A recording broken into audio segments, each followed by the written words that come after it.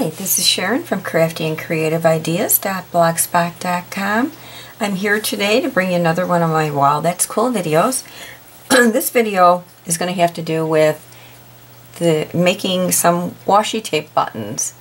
I'm sure that, this happens to me all the time, and I'm sure it happens to you too, where you are working on a card and you just don't have the right button for it. Or now I put candy dots on this, but maybe I would want to have matched one of my washi tapes that I used on this card. I don't really have a video as of yet on this card. I do have a post on this on my blog, and you could search it under thank you cards, envelope, punch board, because I made the envelope. You could search under challenge card, but there's a lot of different ways you can search for it. On the upper left hand corner of my blog there's a search button and you can search for it. The name of the card is the DSC 096 Challenge Watercolor Thank You Card.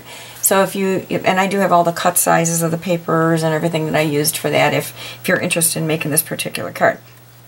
But we're not be making this card on this video. What we were going to do is make some washi tape buttons, and I think that we will make one to match the red, which is taken from, it's from Beach House, from the Beach House Designer Washi Tape. And then I have another tape that I had used on here, which was from Sweet Sadie Designer Washi Tape. So we're going to get started, shall we? Now, for something like this, I wouldn't waste my good buttons for it. I just look inside my old sewing bin for the crummiest buttons that I have in here that I know I'm not going to use for anything else.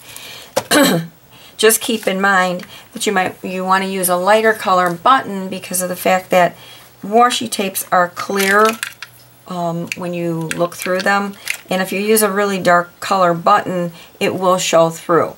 If you don't mind that look, well, that's fine too. What I'm going to do first is take my washi tape, and I'm going to take one piece and I'm going to lay it on the half mark of the button. So I kind of went in between the four little holes on the button. And then you're going to take another strip. Now you have to be careful when you have a pattern here that you line up the two patterns so when you lay the tape on there, you're going to press the seam right up to the other seam so that you don't really see, a change of pattern. So now I still kept this all butted up so it looks fine. Okay, then you're going to take your scissors. You want to press this really good. You're going to take your scissors, and I'm just going to use a pair of junky scissors here because I hate when the tape makes my good scissors gunky. And you're going to trim around in a circle-like manner, leaving quite a bit around the outside to bend over. Okay.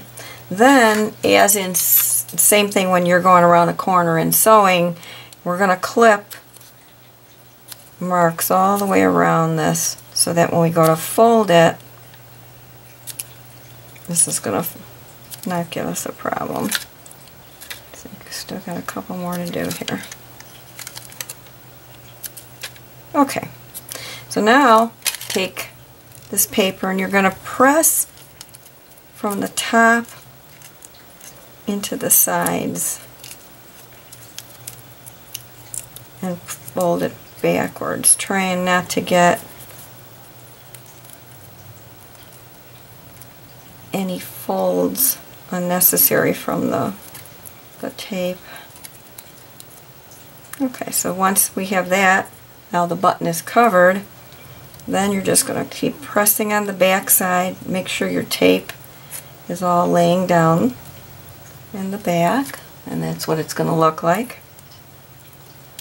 Then I took my Stampin' Up piercing tool and I poked holes through the 4 places. Let me just poke a little bit this way first so I can see where I'm going here.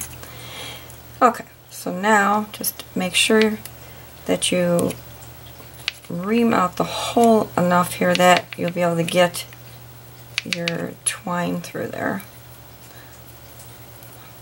Okay, now we're just going to take a little baker's twine, if I could find the edge. And it helps if you kind of twirl these edges a little bit just to keep them narrowed off. Okay, you're going to take your twine and you're going to poke it up from the back of the button up through the top, and then take it back from the top down to the back again. Then we're going to bring it back up from the back of the button again to the front, and then bring the other side that's hanging in the back up through the back to the front also. And then all I did was I tied a bow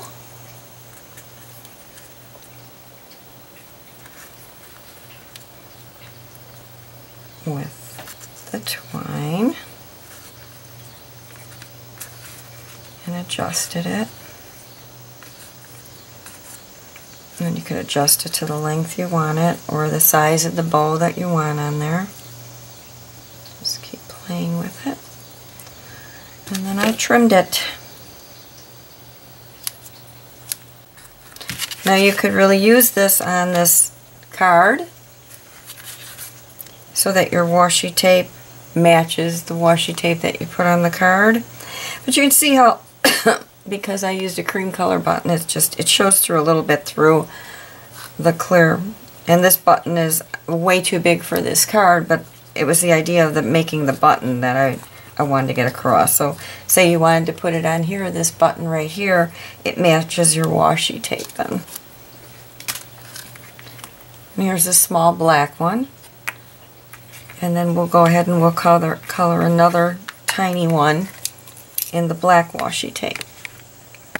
So we're going to take a strip, lay it halfway, then do the same thing on another piece. Match up your pattern on the button.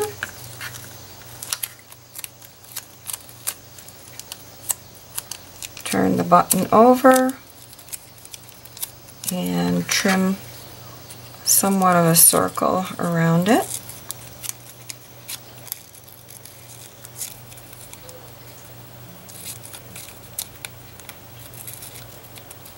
And then clip all around so we can fold in nicely.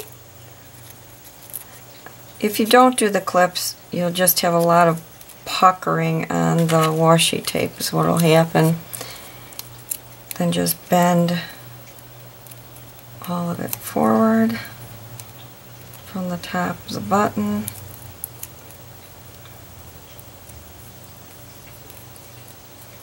And for this one, if you don't want to sit there and press all the twine, what you want to take is your piercer and go through all 4 holes.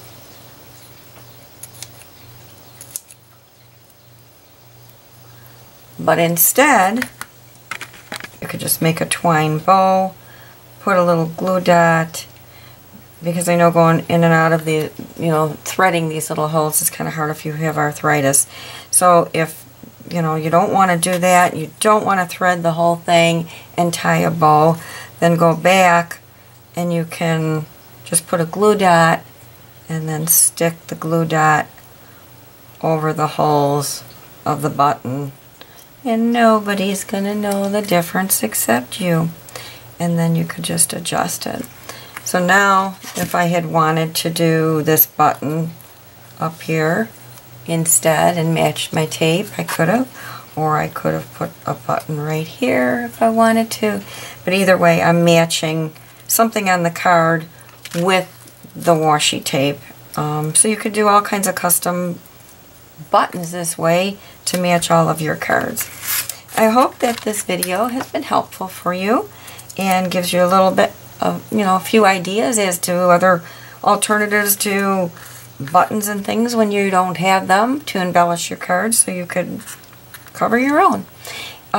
If you've enjoyed this video, if you wouldn't mind giving it a thumbs up or a like, I sure would appreciate it. Until next time, God bless.